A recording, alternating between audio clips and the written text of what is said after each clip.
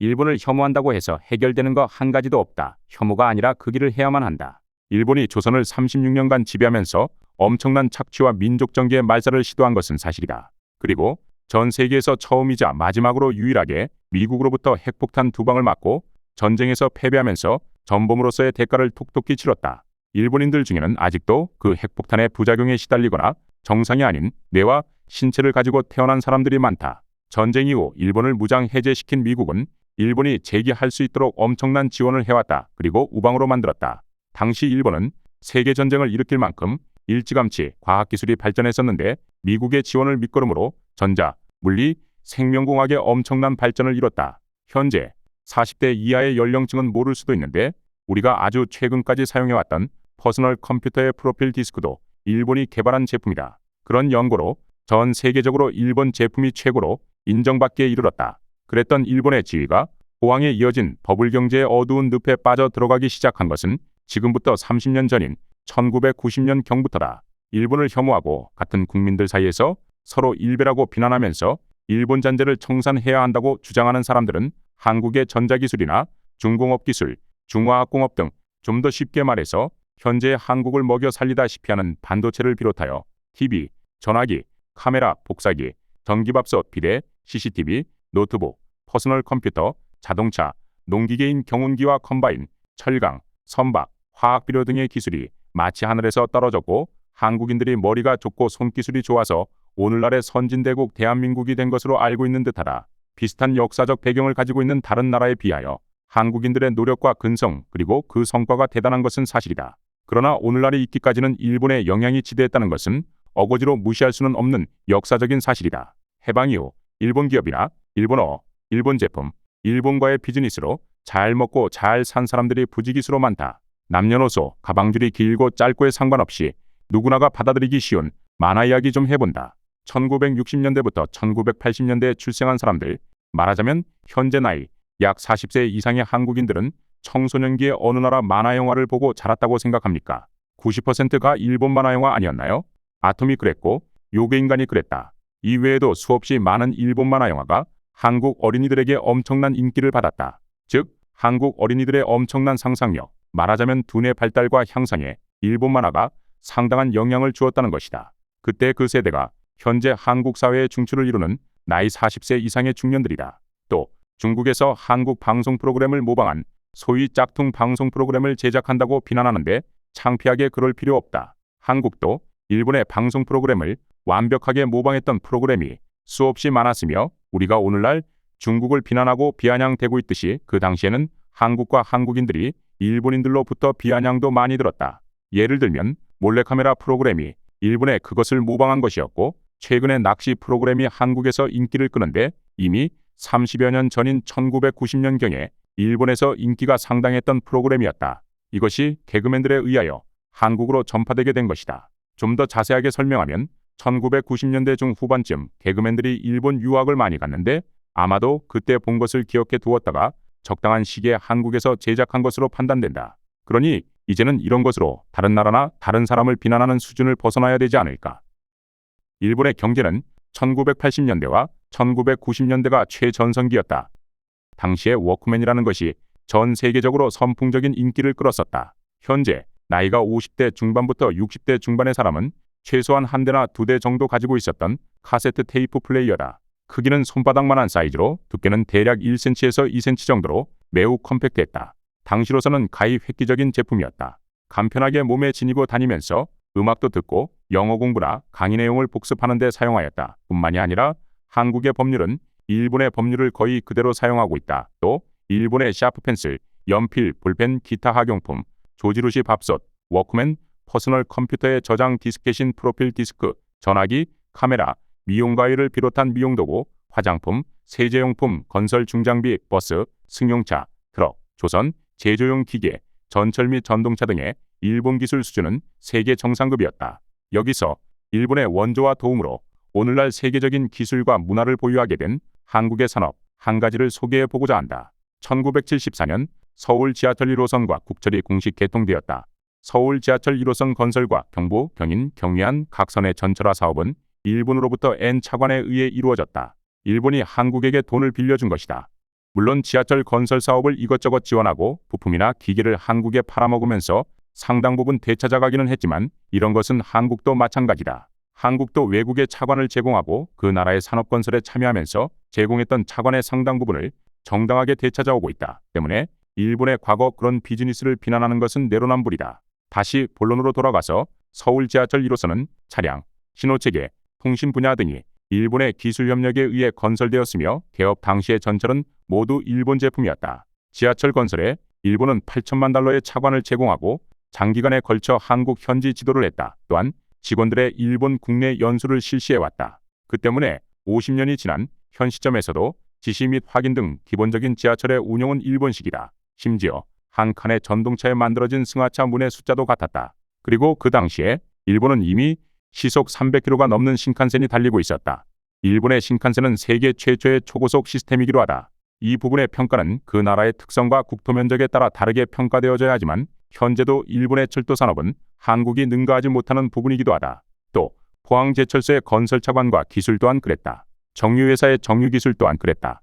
그리고 오늘날 한국을 먹여 살리고 있는 반도체가 또한 일본의 기술 이전이 그 시작이었다. 현재도 그렇게 하는지 모르겠지만 1990년대까지 많은 직원과 기술자들을 일본의 기업과 일본어 학교로 연수를 보냈다. 한국의 거대 기업 삼성은 한국의 용인 연수원에 일본인 교사들을 불러들여 전 직원을 대상으로 일본어 교육을 시켰다. 그만큼 일본으로부터 필요한 것이 많은 한국 경제와 사회였던 것이다. 물론 그렇다고 해서 일본인들이 100%의 기술을 전수해 주었다는 것은 아니다. 산업이나 산업장비의 성격에 따라서 전체 기술의 일부만을 한국 기업에게 전수해 주었고 뛰어난 국가 지도자의 정책, 뛰어난 기업가, 한국인의 뛰어난 두뇌와 기술에 대한 집념 그리고 근면한 정신으로 인하여 오늘날은 일본만이 아니라 웬만한 선진국을 능가한다고 호언할 만큼 한국의 과학이 발전하고 경제가 부강해지고 군사력이 막강해졌다는 것 또한 부인할 수 없는 사실이다. 그러나 과연 이런 것만으로 한국 경제, 한국 문화를 전 세계에 자랑하고 내세울 수 있을까?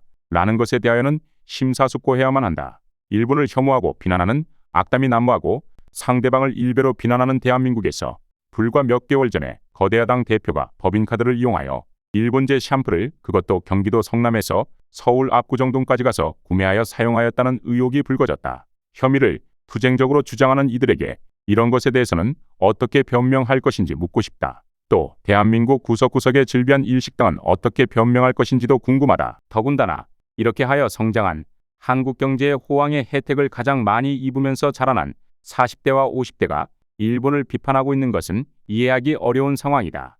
또한 오늘날의 한국 경제의 발전이 어떻게 하여 이루어졌는지 자신의 분별 능력이 갖춰지지 않은 상태에서 시궁창 정치인의 선전선동에 부합하며 일본을 비난하고 미국을 비난하는 청년 30대의 주장 또한 이해하고 받아들이기에는 매우 허술한 면이 많은 것이 사실이다. 그렇다면 미국에서의 일본의 위상이랄까, 영향력이랄까 하는 것은 과연 어느 정도일까? 내가 살고 있는 미국 LA에서 매우 쉽게 접할 수 있는 그리고 매우 광범위한 지역에 퍼져 있는 일본 문화를 살펴보자. LA 다운타운에서 서쪽의 산타모니카까지 동서로 뻗어 있는 도로 중에서 도로 주변에 고층 오피스 건물이 밀집되어 있는 도로가 있는데 그것이 윌셔대로다. 이 길은 LA 다운타운, LA 코리아타운, 웨스트 헐리우드까지 타운의 중심을 달리고 있다. 그리고 웨스트 헐리우드를 지나서 베버리 힐스에 들어서면 북쪽으로 방향을 바꾸면서 UCLA 캠퍼스 입구까지 간다. 그런 다음에 여기서 다시 남쪽으로 방향을 약간 바꾸어 산타모니카 비치까지 달린다. UCLA 캠퍼스를 스쳐 지나가는 윌셔대로에는 최고급 고층 아파트들이 즐비하다. 매월 3만 달러, 즉 매월 약 4천만 원 이상은 벌어야만 살 수 있는 고급 아파트들이다.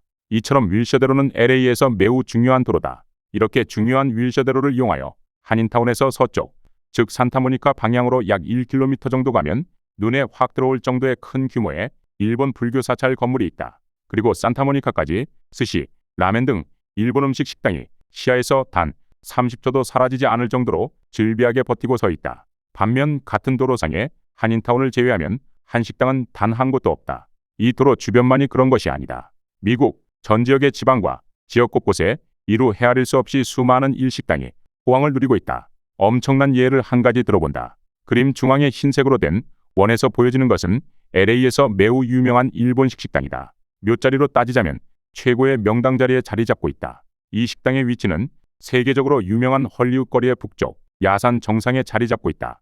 남쪽으로 헐리우드 거리와 멀리 LA 국제공항을 비롯하여 수십 킬로 멀리까지 내려다 보인다. 동쪽 저 멀리로는 LA 다운타운이 보인다. 먹는 것만 이런 것은 아니다. 일본 문화의 흔적 또한 LA와 주변의 매우 넓은 지역에 걸쳐 분포되어 있다. 특히 일본식 정원이 그렇다. 지도를 참고해보면 일본식 정원을 파란색 원으로 표시하였는데 LA 다운타운 반경 약 50km 안에 저렇게 많은 일본식 정원이 있다. 표시되지 않은 곳까지 포함하면 지도에 표시된 곳보다 2배 이상의 일본식 정원이 존재한다. 그리고 일본식 건물의 존재다. LA 다운타운의 동쪽에 인접해 있는 자펜타운의 면적은 한인타운에 비하여 매우 빈약할 정도로 좁다. 하지만 그 지역에 들어서면 여기가 자펜타운이구나 하는 것을 곧바로 느낄 수 있게끔 가게 건물과 분위기가 만들어져 있다. 마치 자펜타운을 지나쳐가는 시민들에게 보여주기라도 하려는 듯 주변을 지나가는 사람들이 볼 수 있는 위치와 자펜타운 끝자락 등에도 일본의 전통 양식 건물들이 여러 채 세워져 있다. 반면 코리아타운은 어떨까? 노인 커뮤니티 건물이 있는데 그것은 전통 한옥이라고 할 수 없다. 그 앞에 있는 전통 한옥 양식의 팔각정과 비교하면 노인 커뮤니티 건물은 족보없는 건물 양식이다. 굳이 전통 한옥 건물을 꼽자면 조계종의 LA 사찰뿐이다. 코리아타운 서쪽 변방에 아주 아담한 건물이면서 그마저도 보일까 말까한 위치에 자리 잡고 있다. 사찰 주변 또한 일본의 그것들과 비교하면 전혀 가꿔지지도 않았다. 달랑 대웅전이라고 해야 할까 건물 한 채뿐이다. 그리고 조그마한 주차장 면적이 전부다. 해외에 세워진 문화는 그 나라를 인식시키는 데 매우 큰 역할을 한다.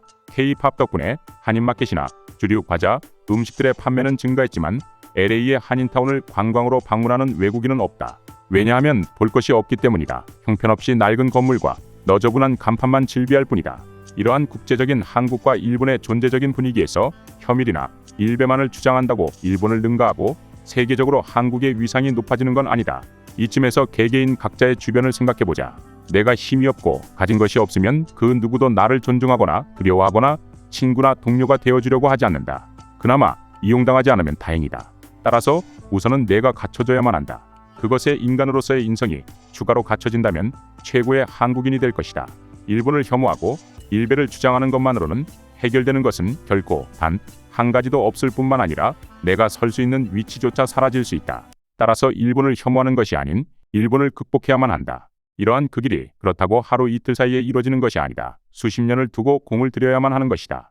대한민국은 1910년 한일병합 이후 1953년에 한국전쟁의 전정협정에 이르기까지 약 43년간의 처절한 역사를 지니고 있다. 그로부터 이런저런 역사적인 격동을 겪으면서 오늘날 경제력이 세계 10대 강국에 속하게 되었다. 하지만 오늘날 대한민국의 K-팝이 전 세계를 휘젓고 다니고 있지만 미국의 팝성이 1960년대부터 40년 이상을 전 세계와 한국의 음악 시장을 장악했었다.